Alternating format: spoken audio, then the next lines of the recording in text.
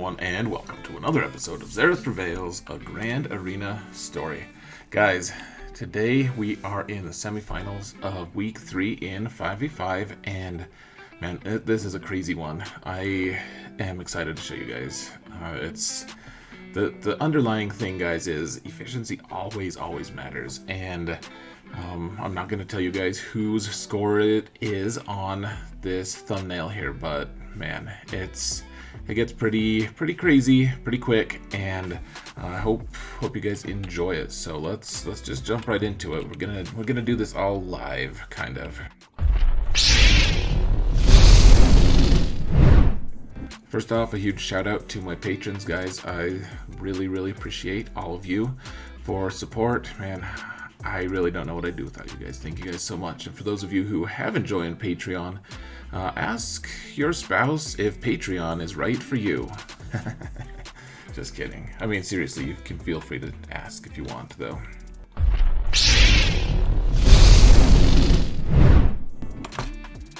Okay, real quick, guys, let's pause it here. I want to show you guys my defenses real quick and just kind of explain what I was doing. So I was looking at my opponent, I was scouting him as I usually do, and he usually uses Sith Eternal on offense, like almost always. I don't think he's ever used him on defense at any point.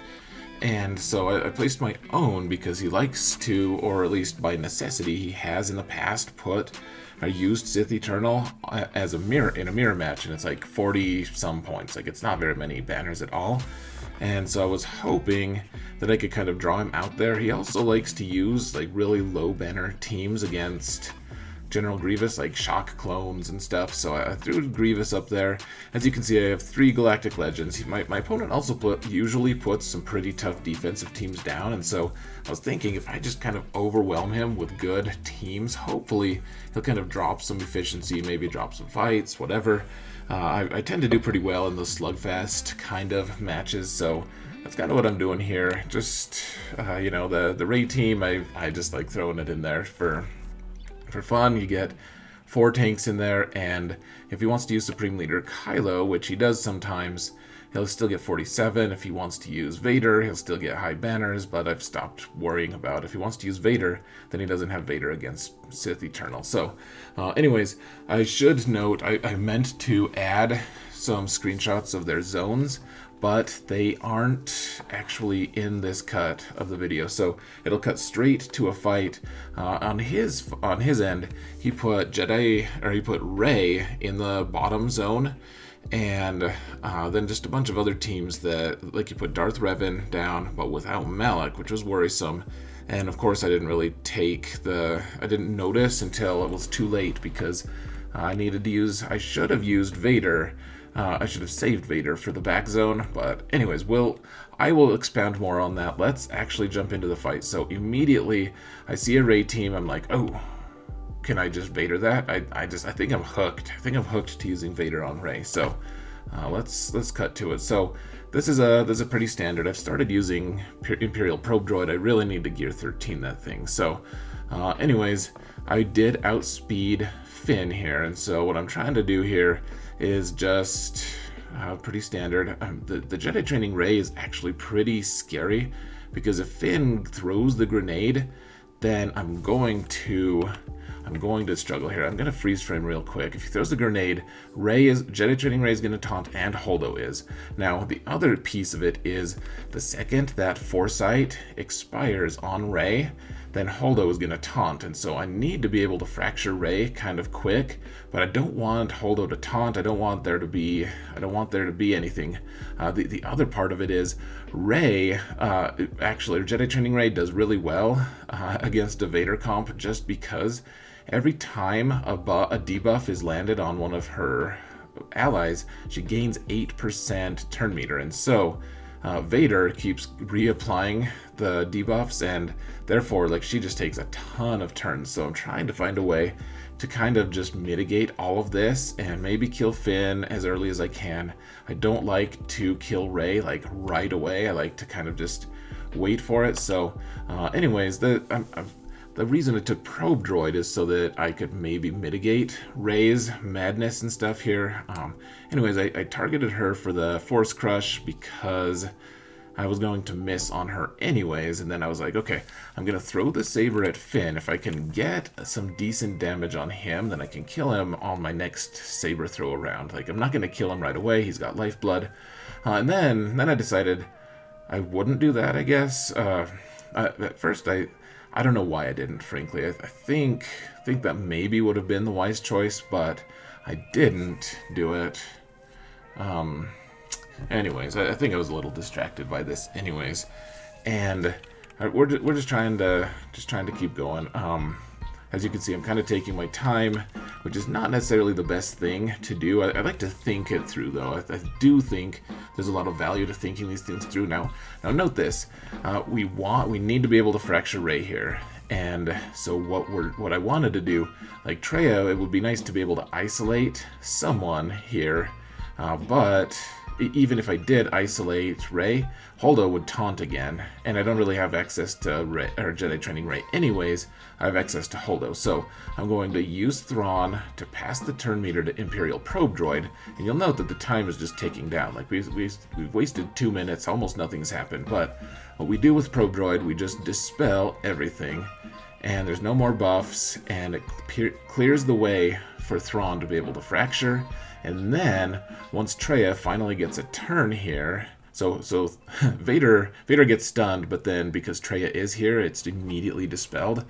And once Traya does get a turn, we're going to be able to use her to isolate. At least in theory, we can isolate Jedi Training Rey. Now, I did manage to kill Finn on the second shot there, or on the second hit, which was nice. If we isolate Rey, or Jedi Training Rey, I keep just calling her that, because she is Rey, frankly, but if we isolate her, then she isn't getting all the turn meter from the reapplied debuffs, which is huge. And now we can just go about the grisly business of destroying Jedi Training Rey, of destroying Rey, and Jedi Training Rey, hopefully, but honestly, I do like just kind of taking my time on this. I know that it drives some people crazy. The thing is, I do have enough relics that I can tank one ultimate at least. I can do that, even with an offense heavy set on Rey. I totally can. So, Probe Droid doesn't really benefit from any of this nonsense, but otherwise, it's pretty good. So the question is, can I just kill Rey right then with the throw without having to tank anything? And the answer was yes, totally can. So, the interesting thing about Vader that I've learned, because I use Vader so much against Rey these days, you want to take the right kind of toolkit for the match. So in this case, this was pretty perfect. No need for a pre-taunt or anything. It's always nice to have Shore Trooper or whatever, but okay, now guys, here's the next piece of it. He had Darth Revan here, and I realized too late two things. This is vital. First off, for some stupid reason, I have no idea why, my Rex is way slower than he used to be. He's at 278 or something like that, 20 speed slower than he should be. He needs to be damn close to 300, and so right now, he didn't outspeed this Darth Revan. Darth Revan was at 342, which is like a standard speed at this point, with all the different buffs to mods and everything. So and then Malak isn't here either, which should have tipped me off earlier that Malak was going to be used somewhere else, as you'll see. So yeah, their Darth Revan goes first, and without Malak, man, this gets so super dicey real fast, because normally if Rex can go first, then I beat this team with 55 banners, and there's no real suspense at all. But these guys are all well modded. Like, this guy's from a pretty top guild, he's really strong, and look at how they're just butchering my poor clones. They're not taking any time at all. I haven't even gotten one hit in other than to kill their pre-taunt. So, anyways, it's it's pretty dicey, honestly. What do you do here? I don't even, You know, I decided, okay, I need to do the AoE. Who am I going to target, though? Like, I need to kill Bastila Fallen. She is key to this team. And then, I mean, the thing is, my General Skywalker is modded for offense. All of his clones are dead. And so he did just do a huge hit, killed everyone, and got 47. But at this point, I was predicting, like, what team could be in the back? And I was like, without Malak there, I'm pretty sure it's going to be Sith Eternal, which is like the one team that I wasn't prepared for. Like Sith Eternal with Malak shuts down troopers, shuts down a lot of the easier counters to be able to take that team down. And gosh, this really, I didn't know what to do at all. So like I didn't have a good team for it. So I decided I need to two-shot it. I just have to. So I'm going to throw Commander Luke in here, and at least we can kill everyone except for Malak and Sith Eternal. And so that was kind of the plan going in, is, you know, if we can also get Malak, that would be great. And who knows if, I mean, I've seen Commander Luke teams beat Sith Eternal teams. My Luke team isn't the best modded. It's not amazing. It's not transcendent, certainly. The real question was, like, what do I do exactly here? So one awesome thing here, though, is we don't want to be causing Malak to, you know, cause fear and, you know, taunt and all that. Obviously, he's taunting now, but Chewbacca is linked. Chewie's linked, and so he can't crit anyway. So Commander Luke switched his stances, and Chewie assisted but didn't crit.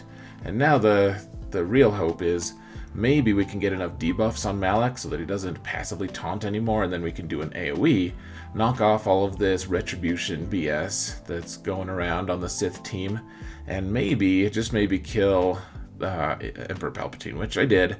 And now we can kill Sidious, no issues.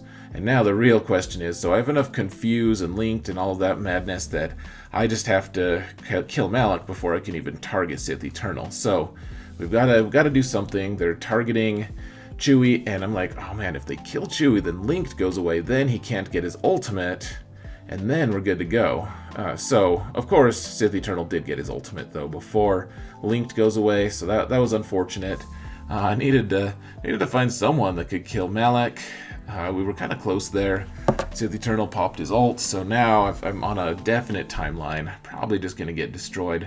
The question was, like, so he's about to take a turn. He's going to kill the whole team. Can my AoE do 3 hits on Malak and kill him? The answer was no. And then, of course, I did get kind of lucky. Malak killed Chewie, so that ended Linked, which meant that when Sith Eternal went, he didn't kill anyone except for... well, he didn't kill anyone, because Chewie was gone. But he didn't auto-kill anyone because no one had Linked on them. So that was kind of lucky. But it's like, without Chewie here, how much damage can I really do? And I'm getting feared all the time by Malak because he's a douche. And so, anyways, I waited for a long time. I cut off a huge chunk of the video just so you guys didn't have to watch, because I decided to time out here. I was obviously going to lose, wasn't going to kill him, but you can always, if you do 1 second, you put it on 1x speed, and then you can just get one more shot. I was like, Malak is killable now. If I bring in another team, we can just snipe him. And so I waited for 1 second, turned it to 1x speed, shot, and then they couldn't do anything to react, got a little extra damage on. And that was disappointing that I had lost. I wanted to kill Malak, of course, but didn't happen. Decided to throw in Night Sisters. You can see I'm still on 1x, and Spirit just ignores armor, so she just one-shot Malak, which was fun. And then I couldn't do any more damage. Like Sith Eternal, eventually I kind of got him chipped away, like I could chip away at him a little bit, but you can see he's got his ultimate now. He killed a bunch of Night Sisters. I tried to revive, and obviously from his special, his big ultimate ability, unlimited power, whatever it's called, he couldn't, it doesn't allow revives. That's his one non-revives allowed thing. And so, yeah, I'm just cutting away here and there because it's boring to watch me like try to do damage and not do anything. But killed Malak there. Decided that I needed to just take a break from Sith Eternal there and do something a little easier. And, you know, I've been doing this fight for a while, or lately, for whatever reason, I've just been I've had Jedi Revan available to kill General Grievous. Now, this is a superbly modded General Grievous team, and so, the real question is, can you kill B2 before General Grievous gets a turn? And if they have a really fast B1, it's going to be really tough to manage that, because B1 goes, heals B2 almost all the way, and then General Grievous is getting close to another turn. So, can we kill B2? And the answer is yes, we can. So General Grievous only got one AoE initially off, which is nice. I'm sure you guys have watched this thing a million times. Now this fight does go differently than it has in the past. Like, I keep just destroying this team lately, and that's not really what happened here. The rest of this team is just really tough to take down. So I'm trying to just chip away at B1 here when I can. I think that maybe it was a mistake. I probably should have just put Foresight on everyone, but I didn't. Pay your taxes on Nute, and then really what I should have done, I should have focused Magna Guard a little more than I did, I think. But anyways, we're just going along like nothing. We're still well into our protection. We have a ton of bonus protection left from the Basti lead, and so wasn't that worried. And then he did this AoE, and suddenly Revan doesn't have any bonus protection anymore. It's just gone. So he put Foresight up, and then I was like, oh, I'll just mark Grievous and we'll just kill him this way. Except it gets pretty gross because he's about to take a turn. If I could steal some turn meter, that would be great. Obviously I couldn't, and now he's got 2 stacks of the bonus protection, and they killed Jedi Revan. Like, they just kept targeting him. They wouldn't hit anyone else. So we get Jedi Revan back, and I was like, oh great, he's just gonna kill Jedi Revan again, and he didn't. But Grievous by then doesn't have Mark anymore, and we only have 2.5 minutes left, so we gotta make something happen. We've paid extortion enough. Like, Grievous has taken enough turns. He's gonna start doing some real damage here. So Jedi Revan's just about gone, but finally we got Magna Guard. I was like, okay, let's just stun Nute, and if we can stun Nute, we'll be in good shape. Like, we'll be good, because he can't, he's just causing so many issues. Killed Jedi Revan before Savior could trigger, because if Jedi Revan isn't in the lead, he can't trigger Savior on himself, and Jolie can't revive yet, so I did a basic there instead of calling someone to assist, because if I got a basic, that would reduce his turn meter, or his cooldowns, to be able to revive again. Pretty standard move in my opinion. Like, I find a lot of people don't know that though. Use a basic on Jolie, and then he is going to be able to revive way faster. Like, that's pretty standard. That's why he has Master's Training on him too from Hoda, because you need him to be operational in this situation. Like, this isn't looking great. These 3 can't beat Grievous as is. We need Grandmaster Yoda, and we need Jedi Revan. So now the question is, okay, so we hit B1. He has 9 stacks, now down to 1.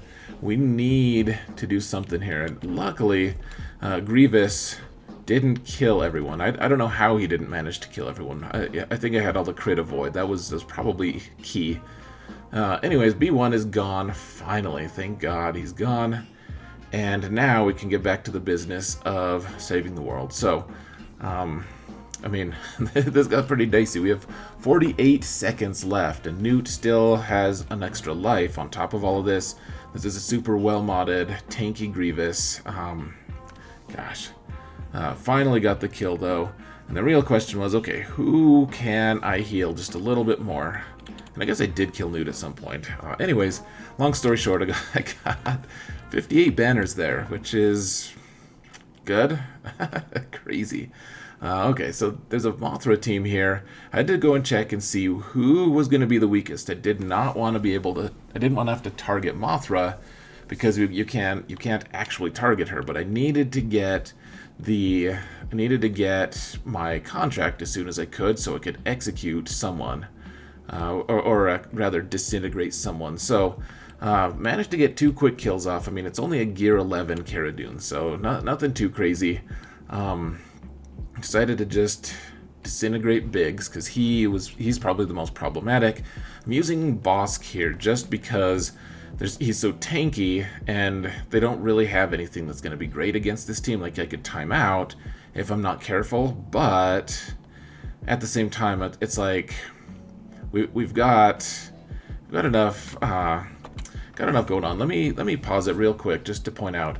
Okay, so Old Ben is interesting here. Like, he can add an interesting wrinkle, but he's not a rebel fighter, and so you saw that Cara Dune revived. That's fine. That's expected. But the reason I decided to kill Old Ben first here is because if he does die, he's not going to revive regardless. And if I can then kill Cara Dune before anyone else is revived, then Mothra will obviously die. On the other hand, if we kill Cara Dune first, then and then Mothra has another turn to be able to revive someone, then she's going to just revive Cara Dune. It'll cause an endless loop potentially. As it stands, this was a pretty easy match. As long as you outspeed them with both Grief and Bossk, then you can absolutely do this. So at this point, I realized I could probably just use Geos, and actually, I wonder now if I could have taken out both Sith Eternal and Malak with bugs. I don't really know. The Malak had a really high tenacity and everything. I don't know. That might have worked, but one way or another, like, I think that, I mean, bugs in 5v5, in 3v3 they can finish off a Sith Eternal if you can keep ability block on him. If you can't, then it gets pretty dicey. But as it stands, like, Geos do pretty well. Like, he heals himself pretty well and all of that, but like, most of my Geos are what? They're relict. Poggle isn't, but screw Poggle. So anyways, got the 30. That's the max I could get if I take a full squad, and all that was left now. So he left this really weird Geo team with Nest, and I was like, you know what? I mean, I have all these Jedi. Why don't we just use Jedi? So we're gonna use Jedi Luke here. So we don't really have a taunt, but you know, we use Jedi Master Luke to get the first turn. Then Luke immediately. So we use the Luke Jedi Knight Luke lead ability to be able to get Luke a turn, and suddenly. So it was all working well. I was like, okay, I'm going to stun everyone, work their health down, and then Jedi Master Luke went in and just killed the whole team, basically, in one shot. So got a quick 60. I wanted the full team there, just so that Jedi Knight Luke would be able to recharge his ability faster. Obviously didn't work. Didn't need that. Now, let me pause this here just to kind of explain the dynamics here for this particular match, because if we kill Finn first, things get bad, because we need, man, this is a key fight, actually, guys. It took me a long time. People in the chat were like, dude, you gotta, I mean, a couple people were like, you're overthinking this is ridiculous, like, why are you taking so long? And honestly, you can't overthink certain things. Like, I needed to make sure that I could do the right turn order here, because here's the thing: if we kill Finn too early, then both Veteran Han and Chewie are going to get immediately. They'll get enough they'll get 100% turn meter, and then they'll get a bonus turn, and they'll steal all my banners, and I can't afford that. Like, even though I dropped those 30, I'm like, I gotta be as efficient as possible. And so the question is, how can we manage Chewie and Han and not kill Finn, even though he can taunt? Like, there's a lot of different things to work around, and there's also, like, Veteran Han can counter every time we shoot. So, like, who do we kill first? What do we want to do? And I had this idea of, okay, if I can get days off on these guys, then that'll prevent the 100% bonus turn meter. It won't prevent the bonus turn after that, but that'll work. The real key, though, is if I could kill someone with the AoE from Piet, then I could cause fear, and then that would, and if they also had days on them, then I'd be able to negate both the bonus turn and the 100% turn meter. So killed Poe there. We didn't really need to worry about him. I was like, okay, you know what? why don't we just try, like, we could just try to kill Veteran Han. And then I was like, no, because Chewie's still going to go in, and maybe we might just, like, one-shot someone if we kill Veteran Han. So the real question is, like, who are we trying to target? I have all the turn meter I need. I'm going to get all my turns. I just don't, I need to get max banners. So, you know, do I kill Han? Do I try to kill Han here, focus him down? Do I try to kill Chewie? I was like, okay, if I do focus Han down, then Chewie's going to get a turn, and he's going to maybe just kill Stark right off the bat.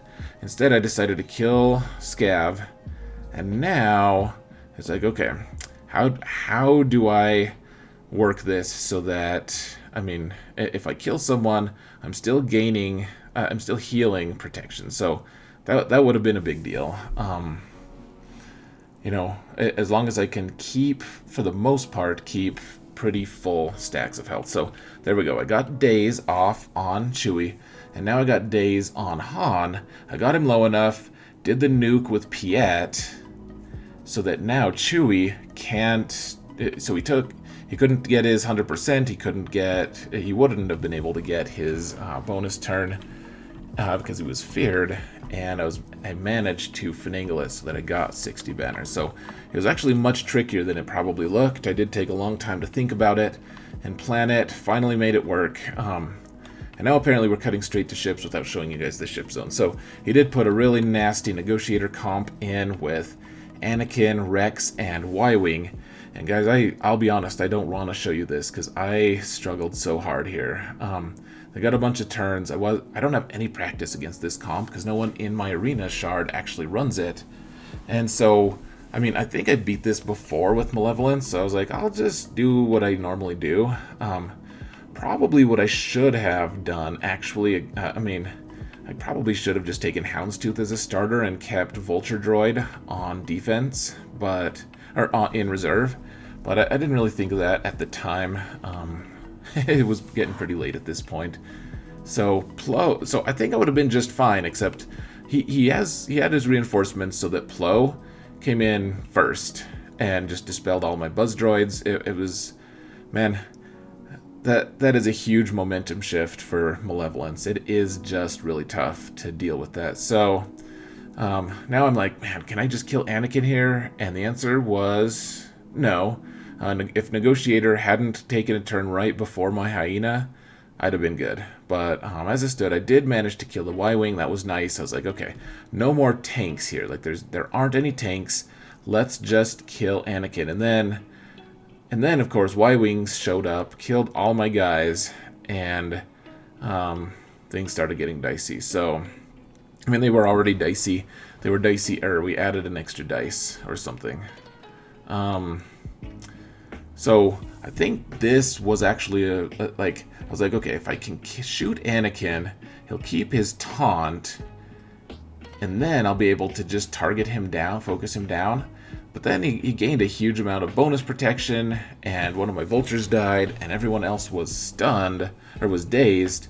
And it's like, okay, so I can still shoot him, but he's going to get another turn real soon, because I'm doing damage to everyone else. And suddenly his taunt from Spy was gone. Damn it all. And now I had to target Rex because he still had his fake taunt from Spy. Instead, like, if I had been able to focus Anakin with that Spy shot, I probably would have been able to kill him. But then Hyena died, and gosh, everything. I was going to say everything went to hell, but it's like everything was already in hell, basically. I was like, okay, the only hope I have at all is if I can get my ultimate, if I can survive to my ultimate. So, I mean, Spy is dazed, Soldier, they're both relict, but they're Geos, they're flimsy. We're up against a max Negotiator fleet. So Soldier died, Spy also died, and I lost really bad in really embarrassing fashion. So, gotta kill this fleet though, somehow. At the very least, like, we gotta get a full clear. So that's what we're trying for here. Trying for a full clear. And yeah, it's we've got Raddus. I've got Houndstooth. I was happy that I had saved Houndstooth at least for this. Just because Houndstooth is really great with Raddus, and it's going to do well against it. Now, there's no tanks here either. Plo is in reserve, however. We gotta play this well. So, of course, we want to kill Anakin if we can, and they have loaded turn meter, loaded turn meter and different cooldowns. So who knows at what point they're gonna put what buffs up? And like, it's just a morass of, I don't know. I was confused. I think probably I should have used the used a bigger hit, like a dispel on Anakin or something. Clearly I didn't, but I guess my goal here too was if I could just make Anakin take enough turns, he'd get his resolve ability or his undying loyalty ability off, and I could be able to kill him. So yeah, just focusing down 5s if I could. I wanted to. You saw that I used the dispel from Resistance X-Wing to be able to do like nothing to 5s, and the reason for that was if you do that when Resistance X-Wing has Foresight, it's going to reduce the cooldowns on Holdo's maneuver. So there is some reasoning to it. I did manage to finally kill off Anakin because there's no tanks here at all.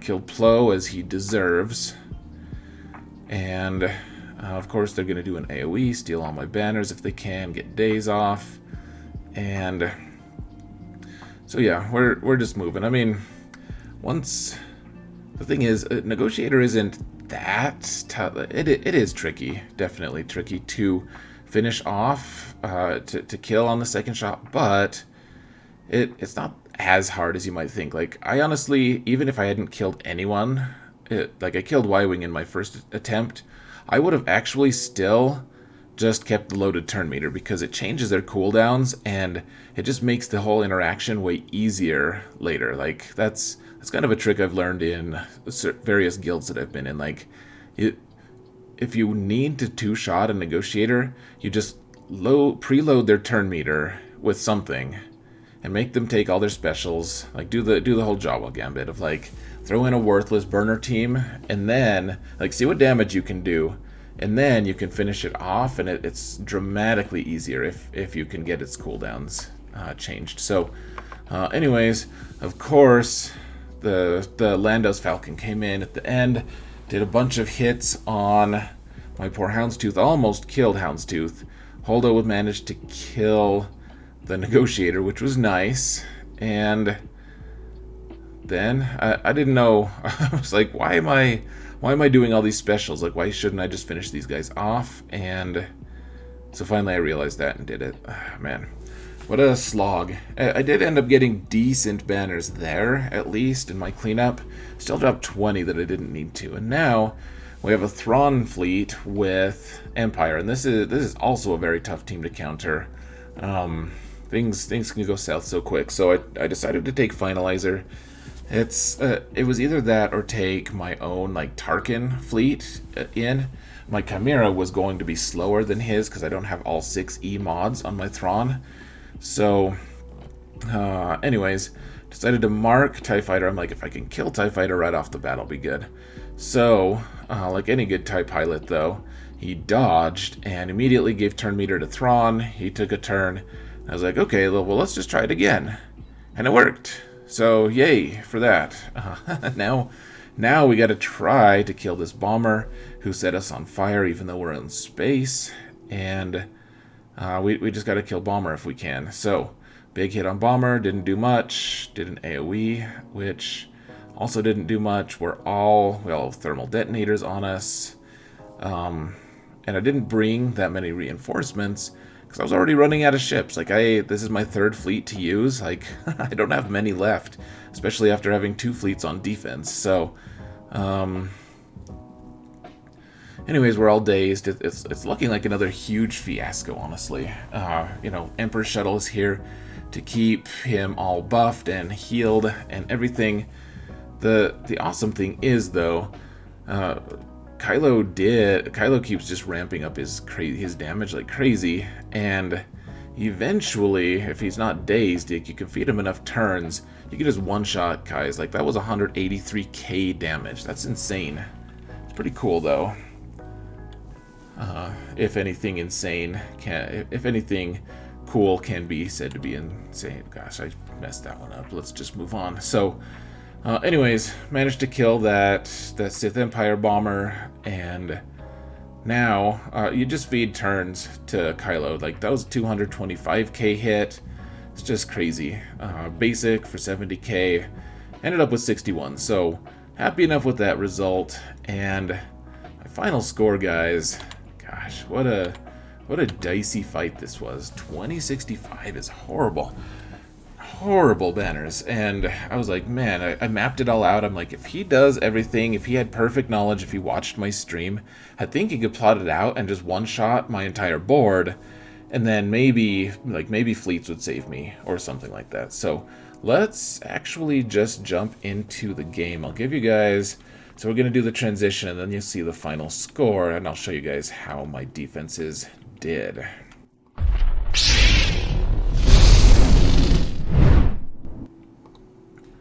All right, so, man, that's crazy. I won.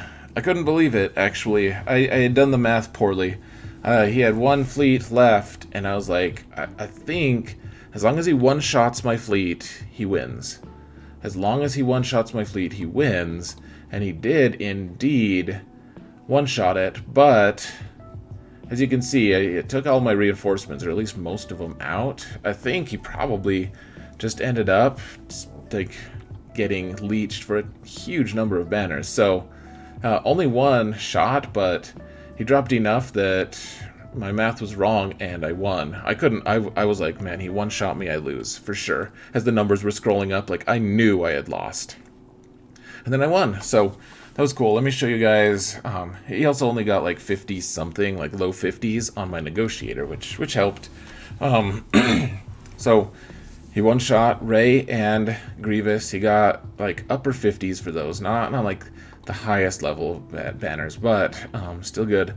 In the back, he one-shot both of these for 50-some banners each.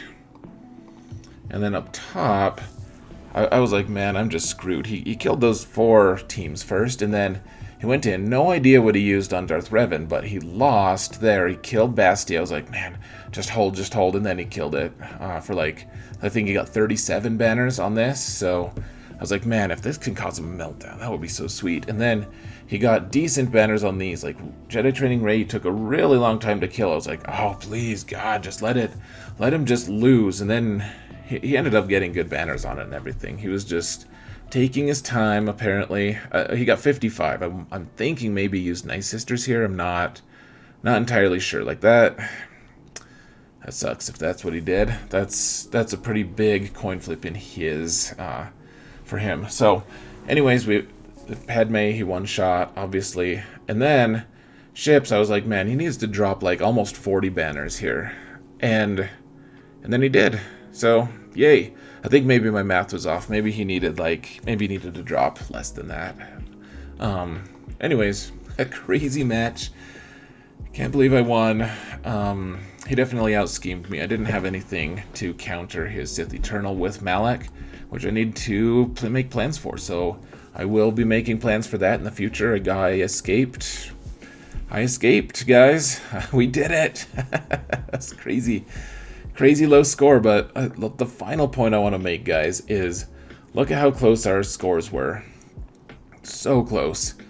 If I hadn't just planned like crazy against that trooper, or using troopers against that Finn lead team, I could easily have dropped 4 or 5. Like if Chewie had been allowed, or if Han had been allowed to do an AoE and just hurt everyone, like that right there is 5 banners and I'd have lost. So being able to plan, take your time to figure it out, guys. Those interactions matter. People are like, 4 points, whatever. Like 4 points won this for me. It's pretty obvious. So just keep in mind, guys, efficiency, man, always efficiency matters. Even if you think it's going to be a slugfest, those extra banners are going to help a lot. So anyways, I'm going to let you all go. I really appreciate all of you. Thank you all so much for watching. And remember that in all things, Xaereth prevails.